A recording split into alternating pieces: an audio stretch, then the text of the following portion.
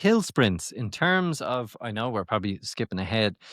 A lot of people say they are the pinnacle of stuff you can be doing in training, hill sprints. They like even tacking them on the back of workouts. I've seen a lot of people online saying they're the unsung hero of building pace and building speed and building everything. What is your thought process on hill sprints?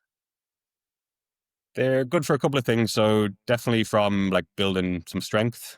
Um, it's almost a little bit of a way of maybe tricking a runner into doing some strength training because nobody wants to hit the gym. We definitely need that anyway, that's for certain. Yeah. It's not probably quite as good, but it's better than nothing.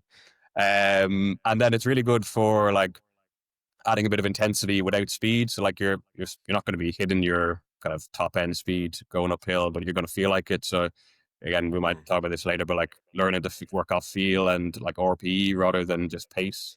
Um, so they're definitely a good way to add that in. And also you don't need to do as much of it to get the same stimulus. So again, maybe come back from an injury. It's a good way just to start people off, or newer runners as well. I'd rather send someone out for like 10 by 30 seconds hill, maybe efforts rather than sprints, than getting them to do like 200s on a track or something.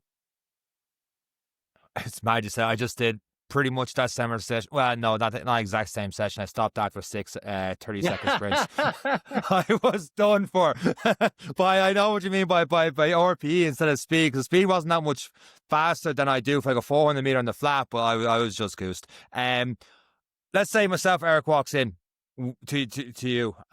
We have the Hokas on. The running shorts are on. We might even have I'll have a running bib on me because I want to show up me arms and stuff because I have something going for me. What, and in the back of your mind, I haven't said a word to you yet. And let's say you are the type, I'm not saying you are, that is like just guessing you're trying to guess what someone does or like that. You're making assumptions is what I'm trying to get at. What are the common running assumptions, or what are the common things that happen when someone walks into you in terms of training mistakes, in terms of errors they're doing, just the basics kind of thing before we get a little bit more deeper into that kind of stuff? Yeah, so like everyone's different and their story is going to be different to them, but there is definitely kind of common themes. And I'm speaking to 30, 40, 50 runners a week, so you'll see the trends that most people do. And probably none of these things are going to be a great shock, but people are still getting injured. So it's sometimes they just need to keep being repeated and repeated by different voices. And then Absolutely. if something lands, and that's my job done. And then you're sitting on like, because I speak to so many people, you're sitting on the amount of information. So even from a personal thing, I can learn from them, learn good things as well as the bad things or the mistakes so people could do better. One of the big ones, again, it's not going to be shocking, is just the strength and conditioning. That's either it's not there, it's poor, doing the wrong things, not doing enough of it. It's particularly like if you get someone, maybe they'll come in and they're saying, no, I'm doing this training routine, these things in the gym. Typically it's a bit underloaded, not enough weight, but it's just a bit of a haphazard selection of exercises. If you think like you're going to go to your doctor, you get a blood test and you're deficient in certain things, they're going to give you the meds exactly for those things. So similarly, you might ideally go and see someone like myself or someone who knows running and a PT or a physio. They're going to say, all right, your calf on your left side is weaker than the right one, your glute is weaker, your quad is pretty good, you don't need to do much work there.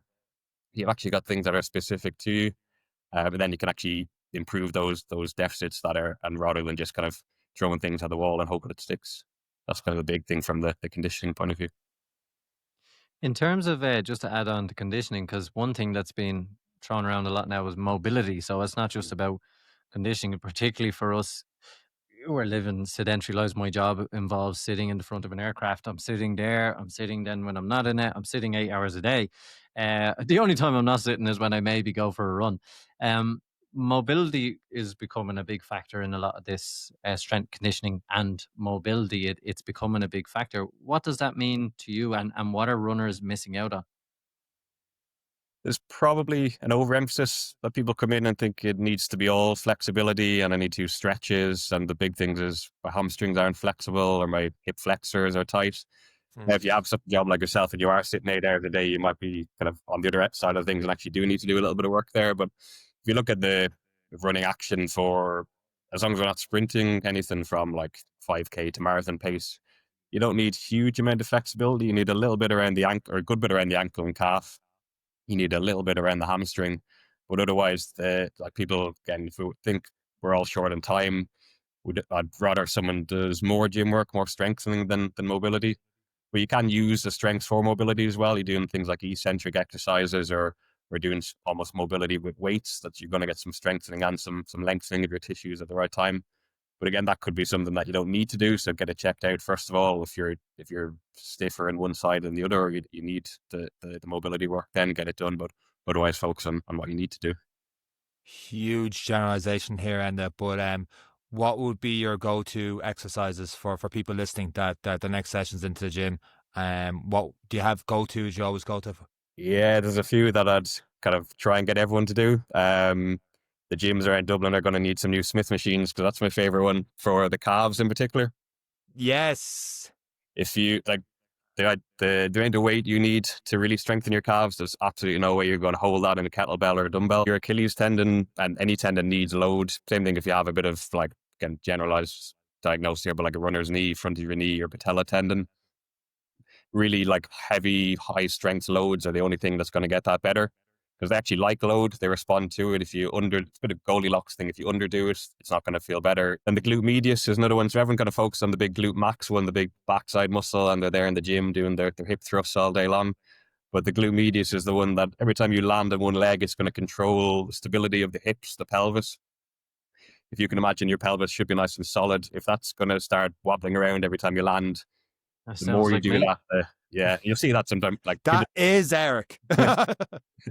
People judge themselves on the race photos a bit too much, but you'll see that sometimes where you get just like a drop on one side of the pelvis. When we do our gait analysis in the clinic, we see that as well. And a lot of that is just like hip strengthening. So that would be things like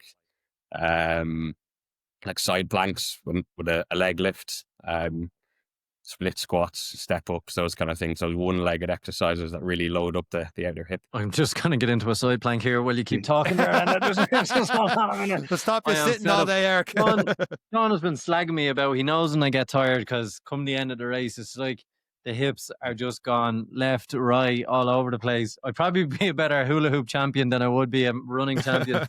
But